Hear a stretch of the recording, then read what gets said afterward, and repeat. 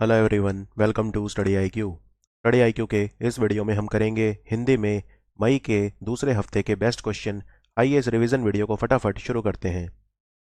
सबसे पहले देखते हैं इंपॉर्टेंट डेज कौन से रहे। कोल माइनर डे यानी कोयला खनिक दिवस, ये 4 मई को मनाया गया। वर्ल्ड एथलेटिक्स डे 7 मई को मनाया गया। विश्व रेड क्रॉस दिवस 8 मई को मनाया गया। इसका थीम था be human kind. World thalassaemia day 8 मई को मनाया गया। इसका थीम था बी अवेयर शेयर केयर। राष्ट्रीय प्रौद्योगिकी दिवस यानी नेशनल टेक्नोलॉजी डे 11 मई को मनाया गया और इसका थीम था integrated approach in science and technology for sustainable future. ये था इसका थीम। अंतर्राष्ट्रीय नर्स दिवस ये 12 मई को मनाया गया और ये जन्मदिन होता है फ्लोरेंस नाइटिंगल का। Florence Nightingale. और इस बार इसका थीम था nurses a voice to lead, invest in nursing and respect rights to secure global health. World migratory bird day 14 मई को मनाया गया। ठीक है, इस बार इसका थीम था impact of light pollution on migratory birds. विश्व प्रवासी पक्षी दिवस बोलते हैं इसे। और ये जो दिन है ना, ये साल में 2 बार मनाया जाता है। एक तो मई के दूसरे शनिवार और एक अक्टूबर के दूसरे शनिवार। तो इस बार मई का जो दूसरा शनिवार था वो 14 मई को था। 2 इंपॉर्टेंट लोग हैं जिनकी मृत्यु हो गई। पंडित शिव कुमार शर्मा, ये संतूर वादक थे, संतूर बजाते थे, जम्मू कश्मीर से थे और इन्हें पद्म विभूषण भी मिला हुआ था। और टोनी ब्रुक्स, ये फार्मूला 1 ड्राइवर थे ब्रिटेन के। चलिए अब हम बहुविकल्पीय प्रश्न शुरू करते हैं, एमसीक्यूज। एक इंडियन ओरिजिन पर्सन है, भारतीय मूल के व्यक्ति हैं, नंद मूलचंदानी। ये कौन सी सिक्योरिटी एजेंसी के चीफ टेक्नोलॉजी ऑफिसर बने हैं, यानी मुख्य प्रौद्योगिकी अधिकारी बने हैं, सीटीओ। ये बने हैं सीआईए के, सेंट्रल इन्वेस्टिगेटिंग एजेंसी। और ये सेंट्रल इंटेलिजेंस एजेंसी बोलते हैं इसे। ये एक इन्वेस्टिगेटिंग एजेंसी है अमेरिका की। MI6 जो है ये ब्रिटेन की है। FBI भी अमेरिका की है और मोसाद जो है वो इजराइल की है। भारत का पहला राज्य कौन सा है जिसने सौर ऊर्जा यानी सोलर पावर को लगाया है 10 गीगावाट से भी ज़्यादा। तो 10 गीगावाट से ज़्यादा सौर ऊर्जा लगाने वाला पहला राज्य है भारत का राजस्थान। राजस्थान में सोलर पावर इंस्टॉल्ड कैपेसिटी सबसे ज़्यादा है। खेलो इंडिया यूनिवर्सिटी गेम्स हुए अभी अभी, तो ये किसने जीते? ये जैन यूनिवर्सिटी ने जीते और ये जैन यूनिवर्सिटी में ही हुए थे। ठीक है, दूसरे नंबर पे रही लवली प्रोफेशनल यूनिवर्सिटी और तीसरे नंबर पे रही पंजाब यूनिवर्सिटी। ये खेल दूसरी बार हुए थे, सिर्फ पहली बार भुवनेश्वर में हुए थे, तब पंजाब यूनिवर्सिटी ने जीते थे 2 साल पहले। पिछले साल कोविड था, नहीं हो पाए थे और इस बार ये हुए हैं फिर दूसरी बार। ठीक है, ये याद रखिए, ये दूसरी बार हुए हैं अभी। और ये जैन यूनिवर्सिटी जो है बेंगलोर में, उनके द्वारा आयोजित किए गए थे और उन्होंने ही जीत लिए। तो कितने मेडल जीते इन्होंने टोटल? इन्होंने जो है 32 मेडल जीते। ठीक है, 32 मेडल जीते टोटल, इनमें से 20 गोल्ड मेडल थे। तो इतना काफ़ी है आपके लिए, बस इतना याद रखो कि इन्होंने टोटल 32 मेडल जीते, जिनमें 20 जो हैं वो गोल्ड मेडल थे। और इनके 2 खिलाड़ी बहुत अच्छा परफॉर्म उन्होंने किया जैन यूनिवर्सिटी के। तो एक का नाम है शिव श्रीधर। शिव श्रीधर ने अकेले ही 7 गोल्ड मेडल जीत लिए। सोचिए, एक व्यक्ति ने, एक खिलाड़ी ने अकेले ने स्विमिंग में 7 गोल्ड मेडल जीत लिए और 2 सिल्वर जीत लिए एक ही व्यक्ति ने। और एक खिलाड़ी इनके और अच्छे निकल गए जैन यूनिवर्सिटी के, जिनका नाम है शुरुंगी बांडेकर। शुरुंगी बांडेकर। शुरुंगी बांडेकर ने 4 गोल्ड मेडल जीते और 1 सिल्वर जीता। तो स्विमिंग में बाजी मार गए ये जैन यूनिवर्सिटी वाले, ध्यान रखिए। और ये जो गेम्स हुए थे, इनके लिए शुभंकर किया था मैस्कॉट, वो था वीरा। और वीरा जो है वो एक हाथी है और कर्नाटक का स्टेट एनिमल भी है हाथी, कर्नाटक, केरल और झारखंड। ये गेम्स कौन से मंत्रालय ने इनका आयोजन किया? तो इनका आयोजन किया हमारे खेल मंत्रालय ने, खेल और युवा मामलों के मंत्रालय ने। कोई डाउट? चलिए आगे बढ़ते हैं। कौन सा शहर है जहां पे भारत का पहला अनूठा फ्लो केमिस्ट्री टेक्नोलॉजी लैब खुला है? फ्लो केमिस्ट्री टेक्नोलॉजी लैब ये हैदराबाद में खुला है, doctor Reddy institute of life sciences में। Doctor Reddy institute of life sciences, उसके परिसर में, उसके कैंपस में ये खुला है। मुख्यमंत्री मुफ्त सीवर कनेक्शन योजना किसने शुरू करी है? ये दिल्ली सरकार की योजना है। इसमें अगर आप सीवर का कनेक्शन चाहते हैं तो आपको मुफ्त कनेक्शन जो है वो प्रोवाइड किया जा रहा है। तो इसका नाम रखा है मुख्यमंत्री मुफ्त सीवर कनेक्शन योजना। और दिल्ली के नए गवर्नर कौन बने हैं? पहले अनिल बैजल थे, अब बने हैं विनय कुमार सक्सेना। विनय कुमार सक्सेना। अभी अभी एक नई ट्रेन चलेगी 21 जून से, जो भगवान राम के जीवन से जुड़ी हुई जगह है वहां पर जाएगी। तो ये दिल्ली के सफदरजंग रेलवे स्टेशन से चलेगी और पूरी रामेश्वरम तक जाएगी। इसका नाम क्या है? तो इसका नाम जो रखा गया है वो है भारत गौरव। पूरा नाम अच्छे से याद कर लो इसका, भारत गौरव टूरिस्ट ट्रेन। भारत गौरव टूरिस्ट ट्रेन, ये पहली भारत गौरव टूरिस्ट ट्रेन है जो चलेगी, और ये रामायण सर्किट में चलेगी। तो ये अयोध्या जाएगी, बक्सर जाएगी, सीतामढ़ी, वाराणसी, श्रृंगवेरपुर, नासिक, रामेश्वरम, कांचीपुरम, भद्राचलम इत्यादि। मतलब भगवान राम के जीवन से जुड़ी हुई सब जगह जाएगी। चित्रकूट जाएगी, प्रयागराज जाएगी, और किष्किंधा, हम्पी वगैरह यहाँ सब भी जाएगी। अभी अभी डिलिमिटेशन कमीशन यानी जो परिसीमन आयोग है, उन्होंने किस जगह पे जो विधानसभा और लोकसभा की सीट है उनमें परिवर्तन किया है? तो ये जम्मू कश्मीर में किया है। तो क्या परिवर्तन किया है? देखो, जम्मू कश्मीर में 111 सीट हैं टोटल विधानसभा में, ठीक है। तो उसमें कश्मीर में पहले थी 46 और जम्मू में थी 37। कश्मीर में थी 46 और जम्मू में थी 37, और 4 थी लद्दाख में, और 24 थी पाकिस्तान ऑक्यूपाइड कश्मीर में। अब परिवर्तन ये किया है कि कश्मीर में जो 46 थी अब एक बढ़ा दी है, अब कर दी है 47।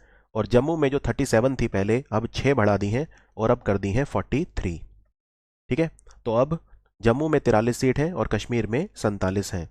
नंबर 1। नंबर 2, शेड्यूल्ड ट्राइब के लिए 9 सीट रखी हैं, आरक्षित करी हैं। तो 9 सीट जो होंगी वो शेड्यूल्ड ट्राइब यानी अनुसूचित जनजाति के लिए आरक्षित होंगी, ये भी ध्यान रखना है।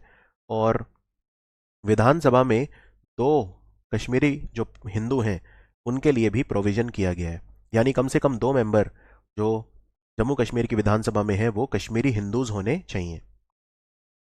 अभी अभी वर्ल्ड फूड प्राइज किसने जीता है? ये वर्ल्ड फूड प्राइज जो होता है, विश्व खाद्य पुरस्कार, ये उसे दिया जाता है जो भोजन की समस्या को कम करता है। ये पुरस्कार 1986 में स्टार्ट किया गया था नॉर्मन बोरलॉग के द्वारा। और नॉर्मन बोरलॉग वो व्यक्ति हैं जिन्हें हरित क्रांति यानी ग्रीन रेवोल्यूशन का फादर कहा जाता है। और ये पहला अवार्ड मिला था MS स्वामीनाथन को, जिन्हें हम भारत में हरित क्रांति का जनक बोलते हैं। तो ये मिला है इस बार अमेरिका की एक नासा की साइंटिस्ट है जिनको बोलते हैं सिंथिया रोजनज़ुइग। सिंथिया रोजनज़ुइग। अभी अभी हमारे 3 बहुत ही छोटे जहाज हैं, ठीक है, इन्हें बोलते हैं फ्लोटिंग बॉर्डर आउटपोस्ट, यानी तैरते हुए ये बॉर्डर आउटपोस्ट का काम करते हैं। बॉर्डर आउटपोस्ट का काम होता है कि किसी कंट्री में कौन आ रहा है और कौन जा रहा है उसका पूरा हिसाब रखना, नजर रखना। ये तीनों जो छोटे जहाज हैं इनका नाम नदियों के नाम पे रखा है, नर्मदा, सतलुज और कावेरी। ये किसने बनाए हैं? ये तीनों जहाज बनाए हैं कोचीन शिपयार्ड ने। ये पहली चीज याद रखनी है, कोचीन शिपयार्ड ने बनाए हैं, और ये भारत बांग्लादेश बॉर्डर पे तैनात किए गए हैं। तो आंसर है ऑप्शन सी, भारत और बांग्लादेश सीमा पे तैनात किए गए हैं। आपको यहाँ पे ये भी बता देता हूँ, बांग्लादेश का चट्टोग्राम बंदरगाह, जिसे चिटागोंग भी बोलते हैं, वो अब हम इस्तेमाल करेंगे। और एक फैनी नदी के ऊपर पुल बना है जिसका नाम है मैत्री सेतु, जो भारत और बांग्लादेश को जोड़ेगा। त्रिपुरा में जगह है सबरूम, उसको रामगढ़ से जोड़ेगा। कोई डाउट इसमें? और कोचीन शिपयार्ड जो है उसको 50 साल पूरे हुए हैं, और कोचीन शिपयार्ड INS विक्रांत बना रहा है, जो हमारा पहला इंडिजिनस एयरक्राफ्ट कैरियर है, यानी देसी विमान वाहक पोत है। इतना ही नहीं, कोचीन शिपयार्ड जो है वो पहली भारत की शिपयार्ड है जो हाइड्रोजन से चलने वाले इलेक्ट्रिक वेसल बना रहा है।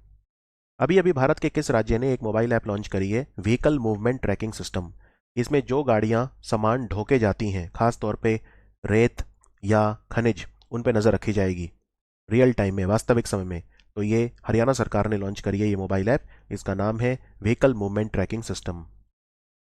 पहली भारत की लड़की कौन बनी महिला जिसने 5 ऐसे पर्वत की चढ़ाई करी जिनकी ऊंचाई 8,000 मीटर से ज्यादा है? इनका नाम है प्रियंका मोहिते। तो आंसर है ऑप्शन डी, ये सतारा जिले की हैं। सतारा जिला जो है वो महाराष्ट्र में है। तो कौन कौन से पहाड़ की चढ़ाई करी है इन्होंने? पिछले साल इन्होंने अन्नपूर्णा की चढ़ाई करी थी, माउंट अन्नपूर्णा 8,091 मीटर, और ये पहली भारत की महिला बनी थी जिन्होंने माउंट अन्नपूर्णा की चढ़ाई करी थी। माउंट अन्नपूर्णा दुनिया का 10वां सबसे ऊंचा पर्वत है। फिर इन्होंने माउंट एवरेस्ट की चढ़ाई करी हुई है, माउंट लाहौटसे, माउंट मकालू और माउंट किलिमंजारो, इन सब की चढ़ाई भी इन्होंने करी हुई है। ठीक है। तो ये महाराष्ट्र में सतारा की हैं। भारत के राष्ट्रपति ने अभी 400 वर्ष मनाए एक महान योद्धा के, लचित बोरफुकान। तो ये कौन से साम्राज्य के जनरल थे, सेनापति थे? तो ये अहोम किंगडम के थे, जिन्होंने मुगलों को 17 बार युद्ध में हराया और नॉर्थ ईस्ट में एंटर नहीं करने दिया। और लचित बोरफुकान ने मुगलों से जो लड़ाई लड़ी उसका नाम है battle of Saraighat. Battle of Saraighat. तो इनकी 400वीं जयंती मनाई गई। और अभी अभी गुरु तेग बहादुर जी की भी 400वीं जयंती मनाई गई। बैडमिंटन एशिया चैंपियनशिप का खिताब किसने जीता? एशिया बैडमिंटन चैंपियनशिप, इसमें पीवी सिंधु को कांस्य मिला था। तो इसमें जो विनर थे वो थे ऑप्शन ए ली जीजिया और वैंग जी ई। वैंग जी ई महिला हैं, चाइना की हैं, और ली जीजिया पुरुष हैं और ये मलेशिया के हैं। यहाँ पे आप इनकी फोटो भी देख सकते हैं स्क्रीन पे, ली जीजिया मलेशिया और वैंग जी ई चाइना। बाकी कई सारे सवाल आ सकते हैं बैडमिंटन से। एक ये पूछ सकते हैं, तस्नीम मीर के बारे में पूछ सकते हैं। तस्नीम मीर कहाँ से हैं? महसाना जिले से हैं, गुजरात से। ये अंडर 19 वर्ल्ड नंबर 1 खिलाड़ी बन गई हैं। इतना ही नहीं, भारत ने थॉमस कप जीता और ऊबर कप जीता अभी अभी साउथ कोरिया ने। कौन से दो जज हैं जो सुप्रीम कोर्ट के जज बन गए हैं? सुप्रीम कोर्ट में 34 जज होते हैं, 33 नॉर्मल जज और एक chief justice of India. Chief justice हैं अभी भारत के एन वी रमन, ये भारत के 48वें चीफ जस्टिस हैं। और जो दो जज बने हैं सुप्रीम कोर्ट में, एक का नाम है जस्टिस सुधांशु धूलिया और दूसरे हैं जस्टिस जमशेद बुरजौर। तो आंसर है option A. Sudhanshu Dhulia Guwahati high court के चीफ जस्टिस हैं और जमशेद बुरजौर जो गुजरात हाई कोर्ट है उसमें जज हैं। तो ये दोनों अब सुप्रीम कोर्ट के जज बन गए हैं। और यहाँ पे जो आप ये फोटो देख रहे हैं, इसमें वो गिफ्ट हैं जो प्रधानमंत्री मोदी ने, अभी वो यूरोप गए थे तो जिन राष्ट्रपति और प्रधानमंत्रियों से मिले उनको गिफ्ट करें।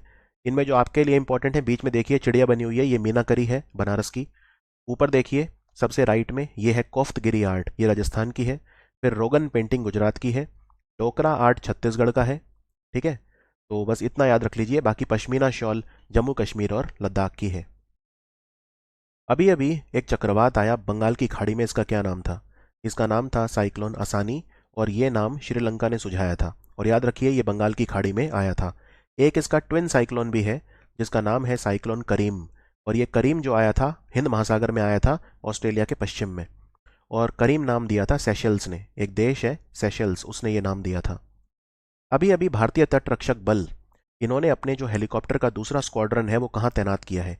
इस हेलीकॉप्टर के स्क्वाड्रन में आपको मिलेंगे ALH-MK3, यानी कि एडवांस लाइट हेलीकॉप्टर ALH-MK3।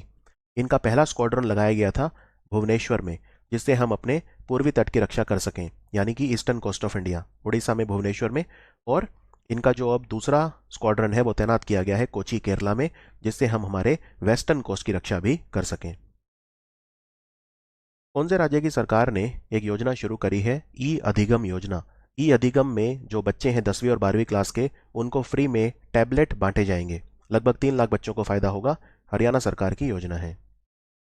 अभी अभी नेतन्ना बीमा योजना किसने शुरू करी है? इसमें हथकरघा और बिजली करघा, यानी हैंडलूम और पावरलूम। जब हाथ से कपड़े बनते हैं तो उसे हथकरघा बोलते हैं, यानी हैंडलूम। और जब मशीन से कपड़े बनते हैं तो उसे बिजली करघा या पावरलूम बोलते हैं। तो उनके बुनकरों को फायदा होगा। इससे 55,000 से ज़्यादा बुनकरों को फायदा होगा तेलंगाना के। तो इसमें 5 लाख रुपए तक का बीमा उन्हें दिया जाएगा। कौन से मंत्रालय ने CAPF पुनर्वास योजना शुरू करी है? CAPF बोलते हैं हमारे जो पैरामिलिट्री फोर्स होते हैं, जिन्हें हिंदी में अर्धसैनिक बल बोलते हैं, जैसे BSF, CISF, CRPF, Indo Tibetan border police force, national security guard, सशस्त्र सीमा बल, असम राइफल्स वगैरह, ये सब। तो ये सारे हमारे गृह मंत्रालय के अधीन काम करते हैं। तो आंसर है ऑप्शन सी, गृह मंत्रालय, मिनिस्ट्री ऑफ होम अफेयर्स। और आपको बता दूं ये योजना है क्या। पुनर्वास का मतलब होता है जब आप किसी व्यक्ति को दोबारा मुख्य धारा से जोड़ते हो। तो इसमें जो ये जवान रिटायर हो जाते हैं, ये अभी भी काफ़ी स्वस्थ होते हैं, काफ़ी फिट होते हैं, तो इनको प्राइवेट सिक्योरिटी एजेंसीज में नौकरी दिलवाई जाएगी। अभी अभी US ओपन कराटे प्रतियोगिता हुई। कराटे जापान के मार्शल आर्ट को बोलते हैं, याद रखिए कराटे जापानी मार्शल आर्ट है। तो इसमें भारत की एक खिलाड़ी हैं जिन्होंने 2 पदक जीते, एक है स्वर्ण पदक और एक है कांस्य पदक। क्या नाम है इनका? ये भोपाल से हैं, मध्य प्रदेश से। इनका नाम है सुप्रिया जाटव। तो आंसर है ऑप्शन ए। भारत की कोई भी महिला खिलाड़ी अगर हमारा नाम ऊंचा करती है, जैसे मुक्केबाजी में निखात जरीन हुई, वेट लिफ्टिंग में हर्षदा शरद गरुड़ हुई, कराटे में अब ये सुप्रिया जाटव हुई, राइट, तस्नीम मीर जो है वो बैडमिंटन में हुई, राइट। तो इस तरह से जो भी हमारी खिलाड़ी भारत का हमारा नाम ऊंचा करती हैं, उनके नाम आपको पता होने चाहिए। चौथे खेलो इंडिया यूथ गेम कहाँ पे होंगे? ये हरियाणा के पंचकुला में होंगे। तो आंसर है ऑप्शन बी। ठीक है। 99% गेम पंचकुला में ही होंगे, ताऊ देवीलाल स्टेडियम में, और इसके अलावा कुछ छोटे मोटे गेम जो बच गए वो इधर उधर हो जाएंगे आसपास। ठीक है। तो मेनली पंचकुला आपको याद रखना है। और यहाँ पे आप जो फोटो देख रहे हैं इसमें आप 3 जानवर देख रहे हैं। इसमें जो बीच में जानवर है ये है एक बुल यानी कि सांड, और इसका नाम है धाकड़, और ये हरियाणा का मैस्कॉट है, हरियाणा का शुभंकर है। और जो आप इनके सांड के इर्द गिर्द देख रहे हैं, तो इसमें जो लेफ्ट में है वो है टाइगर, इसका नाम है विजय। और जो राइट में आप देख रहे हैं हिरण है, वो 2 सींग वाला हिरण ब्लैक बक, इसका नाम है जय। तो जय और विजय ये 2 शुभंकर हैं पूरे भारत के लिए, और बीच में जो है वो हरियाणा के लिए है जिसका नाम है धाकड़। ठीक है। और ये पंचकुला हरियाणा में हो रहे हैं, चौथी बार हो रहे हैं। एक बात और, इस बार इनमें जो है 5 नए खेल जोड़े गए हैं। कौन कौन से खेल हैं ये? एक तो है कलारी पयट्टू, और ये कलारी पयट्टू जो है ये केरल का मार्शल आर्ट है। दूसरा है गटका, गटका सिख धर्म का मार्शल आर्ट है। फिर है एक मल्लाखंब जो मध्य प्रदेश और महाराष्ट्र का खेल है। फिर एक योगासन है, योगासन। ठीक है। तो 5 खेल इसमें जोड़े गए हैं, मैं रिपीट कर देता हूँ। एक तो है कलारी पयट्टू, एक है मल्लाखंब, एक है थांग टा। थांग टा मणिपुर का मार्शल आर्ट है। तो ये 5 खेलों के नाम आपको याद रखने हैं। भारत का पहला गौर सफारी शुरू हुआ है। ये गौर जानवर जो आप देख रहे हैं इसे भारतीय बिसौन, इंडियन बिसौन बोलते हैं। ये भैंस के जैसा दिखता है लेकिन भैंस से बहुत बड़ा होता है ये। तो ये इसकी पहली सफारी कहाँ पे स्टार्ट हुई है? ये शिमोगा में हुई है, शिमोगा कर्नाटक में है। शिमोगा बहुत ही खूबसूरत जगह है। यहाँ पे एक तो जोग फॉल है जो शरावती नदी पे है, और एक कुंचिकल फॉल है जो वराही नदी पे है। और ये जो गौर जानवर है ये भारत के कौन से राज्य का स्टेट एनिमल है? एक तो गोवा और एक बिहार। अभी अभी भारत के कौन से राज्य ने एक मोबाइल ऐप लॉन्च करा है, शैली। इसमें हमारी जीवन शैली के कारण होने वाले जो रोग हैं उनकी टेस्टिंग की जाएगी। तो ये केरल ने लॉन्च करी है। खराब जीवन शैली के कारण बहुत सारे रोग हो सकते हैं, जैसे ब्लड प्रेशर, उच्च रक्तचाप, शुगर हो जाना, डायबिटीज़ जिसे बोलते हैं, ये सब हो सकते हैं, राइट। तो शैली नाम का ऐप केरल ने लॉन्च करा है। अभी अभी कौन से संगठन के 25 साल पूरे हुए? ये है ऑप्शन डी, एनएसडीएल। ये नेशनल स्टॉक एक्सचेंज की जानकारी रखता है पूरी। और 25 साल टीआरएआई के भी पूरे हुए हैं, भारतीय दूरसंचार नियामक प्राधिकरण, टीआरएआई। और मार्केट का एकलव्य प्रोग्राम शुरू हुआ है इन्वेस्टर्स को अवेयर बनाने के लिए, सचेत बनाने के लिए। सोरंग और पाक्योंग ये 2 नए जिले बने हैं अभी अभी कहाँ पे? तो ये 2 नए जिले सिक्किम में बने हैं। सिक्किम में पहले 4 जिले थे, अब 2 बन गए हैं, टोटल हो गए हैं 6। और ये जो सोरंग है ये अलग किससे हुआ है? सोरंग पहले हिस्सा था वेस्ट सिक्किम का। ठीक है। और पैक्योंग जो है ये कहाँ पे था? पैक्योंग जो हिस्सा था ईस्ट सिक्किम का था।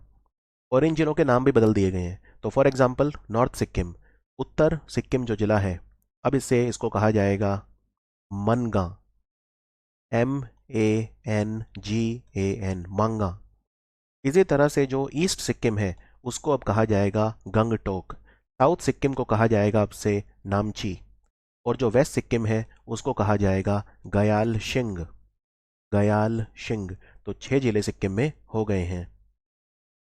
UNCCD यानी संयुक्त राष्ट्र सम्मेलन मरुस्थलीकरण को रोकने के लिए उसकी 15वीं बैठक कहाँ हुई?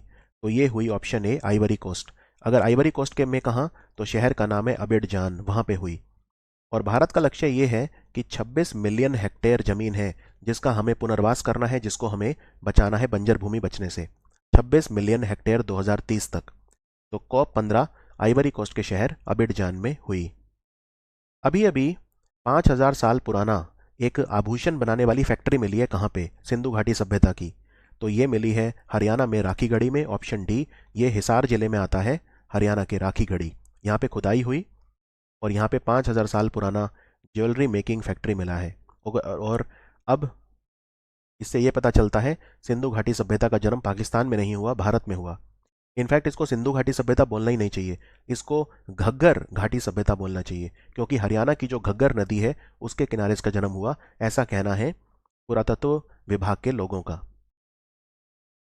अभी अभी माउंट एवरेस्ट को 26वीं बार चढ़ने वाला कौन व्यक्ति है? रिकॉर्ड बना दिया। इनका नाम है कामी Rita Sherpa, option A. 26 bar mount Everest को फतेह ये कर चुके हैं। और जो पहले व्यक्ति थे माउंट एवरेस्ट पे चढ़े थे उनका नाम था सर एडमंड हिलरी। अभी अभी रीजनल रैपिड ट्रांजिट सिस्टम यानी RRTS, ये नई तरह की सेमी रैपिड ट्रेन चलेगी, बहुत ही फास्ट ट्रेन चलेगी दिल्ली से मेरठ के बीच में गाजियाबाद होते हुए। तो ये बस दिल्ली रुकेगी, फिर सीधी गाजियाबाद, फिर सीधी मेरठ। और लगभग 90 किलोमीटर का डिस्टेंस है दिल्ली से मेरठ, उसको ये 1 घंटे में पूरा करेगी। तो इस स्पेशल रेल के डब्बे किसने बनाए हैं? तो ये बनाए हैं एल्स्टॉम ने, ऑप्शन सी। और ये कंपनी फ्रांस की है, एल्स्टॉम। और ये डब्बे बन रहे हैं गुजरात में। गुजरात में एक जगह है सावली, वहाँ पे ये डब्बे बन रहे हैं। अभी अभी अथवास नाम की पहल स्टार्ट हुई कश्मीर में। ये किस चीज़ से रिलेटेड है?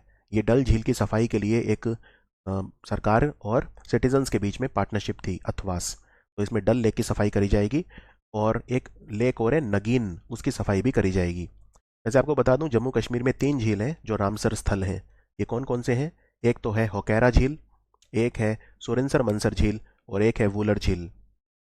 हिंदुस्तान पेट्रोलियम के चेयरमैन कौन बने हैं? ये महारत्न कंपनी है और इसके चेयरमैन बने हैं डॉक्टर पुष्प कुमार जोशी। अभी अभी 2 युद्ध अभ्यास करे हैं, किसने करे हैं? एक तो डिफेंडर यूरोप और एक स्विफ्ट रेस्पॉन्स। तो ये दोनों जो करे हैं अभी अभी नाटो ने करे हैं। नाटो में 30 कंट्री मेंबर हैं। नाटो का हेडक्वार्टर ब्रसेल्स में है। अभी अभी लाडली लक्ष्मी योजना का दूसरा चरण किसने शुरू करा है? लाडली लक्ष्मी योजना मध्य प्रदेश सरकार की योजना है। इसमें लड़की जो है उसे शिक्षा के कई माइलस्टोन अचीव करने पे पेमेंट मिलती है डायरेक्ट बेनिफिट ट्रांसफर से। अभी अभी ब्रिटेन की सरकार के द्वारा एक सम्मान मिला है MBE। ये किसे मिला है? कोविड के दौरान अपने परफॉर्मेंस के लिए। ये मिला है गुरु स्वामी कृष्ण मूर्ति को। इसे बोलते हैं most excellent order of the British empire. ठीक है। ऐसा ही एक अवार्ड होता है commander of the British empire, CBE बोलते हैं उसे। वो मिला है अजय पिरामल को। तो ये 2 अलग अलग अवार्ड हैं, दोनों में कंफ्यूज मत होना। और ब्रिटेन के खिलाड़ी हैं रोनी ओसलिवन, जो 7 बार स्नूकर में वर्ल्ड चैंपियन बन चुके हैं। तो आंसर है गुरु स्वामी कृष्ण मूर्ति। इन्होंने कोविड के दौरान 12,000 लगभग वेंटिलेटर का प्रबंध किया। रोड्रिगो शावेज कौन से देश के राष्ट्रपति बने हैं? ये देश है कोस्टा रिका, सेंट्रल अमेरिका में आता है। इसकी राजधानी है सैन होजे। भारत का कौन व्यक्ति है जिसे मृत्यु उपरांत पुलिट्जर अवार्ड मिला है? देखो, पुलिट्जर अवार्ड यहाँ पे 4 ऑप्शन दिए, चारों को मिला है। अमित दवे को भी मिला है, साना इरशाद मट्टू, अदनान अबीदी और दानिश सिद्दीकी, चारों को मिला है। लेकिन मृत्यु उपरांत किसे मिला है? तो दानिश सिद्दीकी आंसर है, ऑप्शन डी। बाकी 3 लोग अभी जिंदा है। और यहाँ पे आप अगली स्लाइड पे देखिए, सबसे ऊपर लिखा है पब्लिक सर्विस। पब्लिक सर्विस यानी लोक सेवा कैटेगरी में मिला है वॉशिंगटन पोस्ट को। ये इंपॉर्टेंट है। बाकी ये पूछ सकते हैं पुलिट्जर अवार्ड किसके द्वारा शुरू किया गया था? तो एक व्यक्ति थे जोसेफ पुलिट्जर, जिनका जन्म हंगरी में हुआ था। फिर वो अमेरिका में सेटल हो गए थे। तो अमेरिका में कोलंबिया यूनिवर्सिटी के द्वारा ये अवार्ड दिया जाता है। ठीक है, आगे बढ़ते हैं। पंडित शिव कुमार शर्मा का निधन हो गया। ये कौन सा वाद्य यंत्र बजाते थे? तो ये संतूर बजाते थे। पंडित शिव कुमार शर्मा बहुत ही महान हस्ती थे, जम्मू कश्मीर से थे, ये भी ध्यान रखिए। इन्हें पद्म विभूषण 2001 में मिला था। और एक बिरजू महाराज भी थे जिनकी डेथ हुई है अभी अभी। कत्थक के नर्तक थे बिरजू महाराज। और जो पंडित शिव कुमार शर्मा है ना, इनका बेटा राहुल शर्मा, वो भी बहुत अच्छा संतूर वादक है। कौन सी सरकारी रेलवे कंपनी है जिसने PM वानी योजना शुरू करी है? PM वानी योजना वैसे तो हमारे दूरसंचार मंत्रालय की है, मिनिस्ट्री ऑफ टेलीकम्युनिकेशन, जो डिपार्टमेंट ऑफ टेलीकम्युनिकेशन है, संचार मंत्रालय के अधीन आता है, जिसके मंत्री अश्वनी वैष्णव है। लेकिन PM वानी योजना के तहत फास्ट ब्रॉडबैंड दिया जाएगा वाईफाई नेटवर्क के द्वारा। इसके लिए आप एक मोबाइल ऐप डाउनलोड कर सकते हैं जिसका नाम है WIDOT। तो ये रेलटेल कॉरपोरेशन ऑफ इंडिया लागू करेगा रेलवे स्टेशन पे, ऑप्शन सी। भारत की सबसे बड़ी लिथियम आयन बैटरी प्लांट कहाँ लगा है? ये लगा है प्रांतिज में। और प्रांतिज जो जगह है वो गुजरात के साबरकांठा में है। तो आंसर है ऑप्शन बी, गुजरात। और इसे किसने लगाया है? इस फैक्ट्री का नाम है नेक्स्ट चार्ज, NEXCHARGE। और ये भारत की कंपनी एक्साइड बैटरी और स्विट्जरलैंड की कंपनी लेक लांचे दोनों ने मिलकर लगाया है। अभी अभी हमारे गृह मंत्री ने एक न्यूज़पेपर लॉन्च करा, सरकारी न्यूज़पेपर, किस राज्य का? तो ये असम का करा और इसका नाम है असम वार्ता। असम वार्ता, असम की सरकार ने अपना खुद का न्यूज़पेपर लॉन्च करा है। एम प्राइम प्लेबुक, ये अभी अभी किसने लॉन्च करी? M prime.